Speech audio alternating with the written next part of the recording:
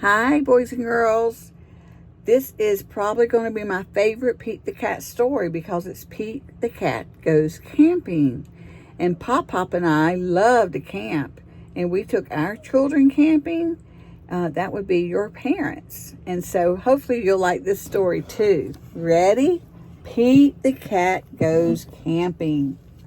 Pete is going camping with his family. This is his first camping trip and he can't wait. Camping sounds groovy. Pete and his brother Bob pack the car. They bring food, flashlights, fishing poles, and tents. Don't forget the sleeping bags, says Dad. He hands them to Pete. So they've got all kinds of things that they're packing in the car so they can go camping. It's a long drive to the campsite, but finally they arrive. Pete's mom and dad set up the tents. Pete and Bob go deep into the woods. They collect sticks to make a campfire. That sounds like fun. I like campfires. Pete and Bob decide to go for a hike. Bob shows Pete the footprints of all the animals who live in the forest. They see bear tracks and deer tracks. One set of tracks looks like it belongs to a raccoon. Just then, a bunny hops past. He leaves another set of tracks in the dirt. Pete looks at the big footprints. Far out, he says. Look how big this is, Bob. Bob bends down. I don't know what animal made that, he says, but I bet it's not something we want to run into. Do you know what kind of animal made that footprint? I'm not sure either. Bob and Pete make their way back to the campsite. Their dad is waiting for them. Come on, boys, he says. It's time to catch our dinner. Pete's dad holds up a fishing rod. Who wants to try? Bob doesn't like fishing. He stays at the campsite to get the fire going. But Pete wants to try. He and his dad go to the lake. They have to be very quiet so they don't scare the fish. Finally, Pete feels something tug on his line. He caught something. Look, he caught a fish. Pete and his dad bring their catch back to the campsite. That was awesome, Pete says. Look what I caught. Pete's mom takes the fish from him.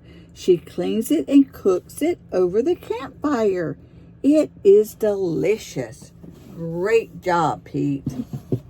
So they're having fish for supper, aren't they? After dinner, Pete and his family gather around the fire to keep warm. It's getting dark out.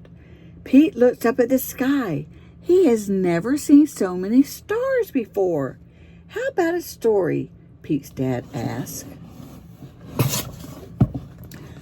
Bob jumps up. I've got one, he shouts. Bob tells Pete and his parents all about a big, hairy giant who lives in the woods. Every night he prowls the campsites looking for snacks, Bob says. In the morning, all that's left are crumbs and giant footprints. In fact, his feet are so big that he is called Bigfoot. Oh my, he's telling a scary story. Groovy story, Bob, Pete's mom says. And speaking of snacks, who wants a s'more? Pete's dad gives everyone a stick to toast marshmallows on, and Pete's mom hands out graham crackers and chocolate. Soon everyone is enjoying a yummy dessert. And maybe sometimes your parents will help you to make a s'more. They are so good. That's what it looks like. Graham crackers, a chocolate bar, and marshmallows. Pete can't stop thinking about Bob's story.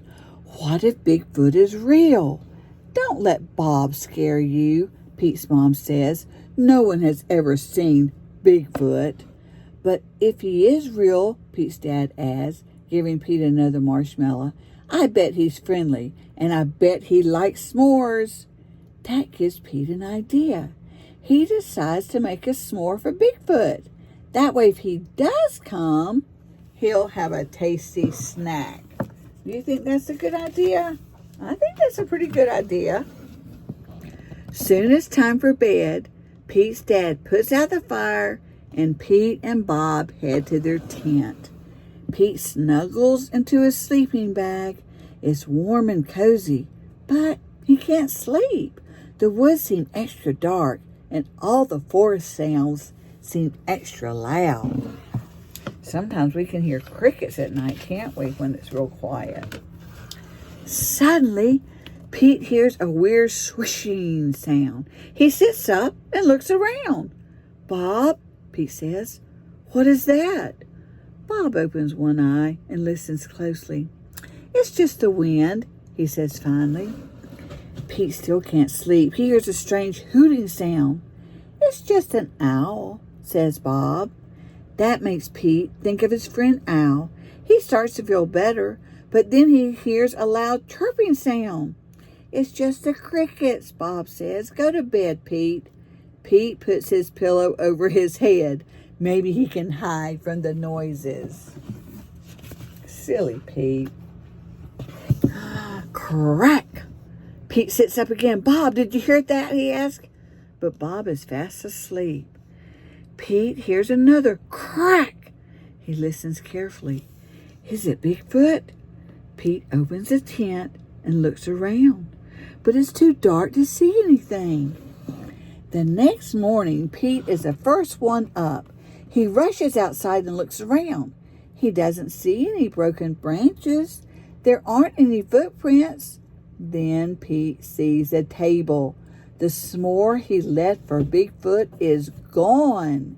In its place is a note. It says, "Thanks for the treat, XOXO," and is stamped with the biggest footprint Pete has ever seen.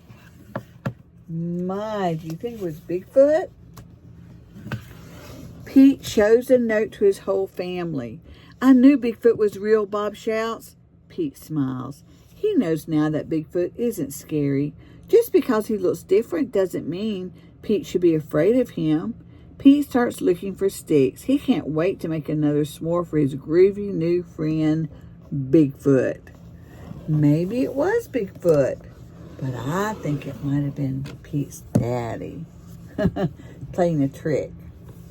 I love you.